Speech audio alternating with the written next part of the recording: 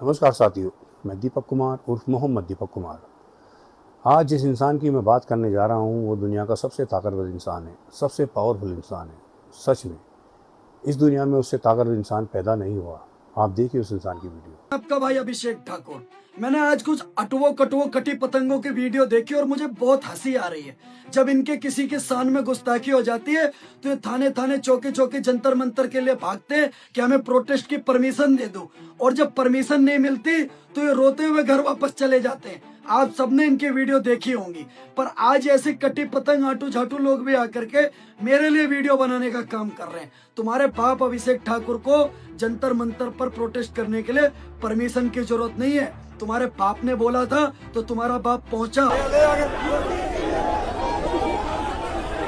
ये देख सकते हैं भाई दोस्तों, अभिषेक ठाकुर को भी जो है टांगते हुए ले जा रहे हैं।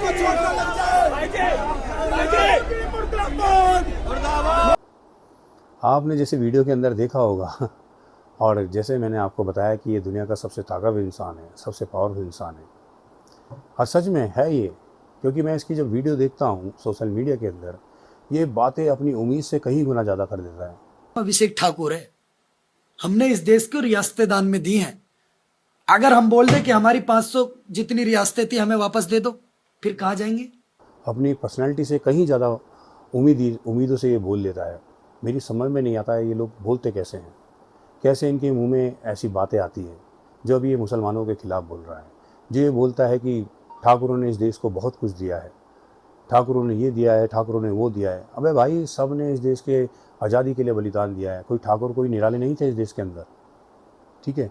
और जो इतनी बड़ी बड़ी बातें बोलता है कि कम से कम अपना शरीर तो देख लेकर, अपनी हालत तो देख लेकर। हैं 250 ग्राम का मुश्किल से तू होगा मेरे भाई।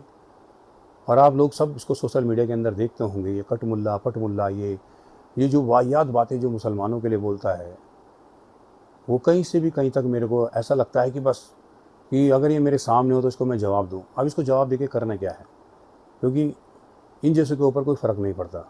ये चलते हुए कुत्तों की तरह हैं, जो कुछ देर भोंकते हैं फिर चुप हो जाते हैं, फिर कुछ देर भोंकते हैं फिर चुप हो जाते हैं। इनका काम बस यही है, सोशल मीडिया पर भोंकने के अलावा सामने आकर इनकी आवाज़ नहीं निकलेगी। किसी भी हिंदुस्तानी के आगे, सच्चे हिंदुस्तानी के आगे इनकी आवाज़ नहीं निकल सकती, मैं आपको गारंटी देता हूँ। आपने देखा होगा जंतर मंतर पर ये बैठे थे, प्रोटेस्ट ये कर रहे थे, तो आपने देखा होगा ये ज़्यादा देर तक नहीं टिक पाए, एक दिन भी नहीं टिक पाए। इनको पुलिस वालों ने खदेड़ कर वहाँ से भगाया, इनको मार कर वहाँ से भगाया। जो इनका डायलॉग था, जो इनका नारा था, दिल्ली पुलिस तुम लट बजाओ हम तुम्हारे साथ हैं, मोटे मोटे लट बजाओ हम तुम्हारे साथ हैं। और वही इन पर भारी पड़ा, इनका ही डायलॉग इनके ऊपर भारी पड़ा। पुलिस वालों ने ऐसे लट इनके ऊपर बजाए, ऐसे लट इनके ऊपर बजाए, ये ऐसे गायब हो गए, पता भी नहीं चला इनका। ये तितर बितर हो गए के अंदर। इसको टिश्यू पेपर की तरह इसको घसीट के पुलिस प्रशासन इसको लेके जा रहा है। जैसे कि हम खाना खाते हैं और हाथ को वॉश करते हैं, साफ़ करते हैं और टिश्यू पेपर फेंक देते हैं, ऐसे ही टिश्यू पेपर की तरह इसको लेकर जा रहे हैं पुलिस प्रशासन। तो मैं अपने देशवासियों से बस इतना कहना चाहता हूँ कि इन जैसों की जो फितरत है, इन जैसों की जो आदत है भौंकने की सोशल मीडिया के अंदर, इन पे ज़्यादा ध्यान ना दो, क्योंकि इनका काम कुत्ते की तरह भौंकने का है। तो ये भौंकते हैं और भौंकने के बाद चुप करके निकल जाते हैं। बाकी इनके बस की बात कुछ नहीं है। नमस्कार।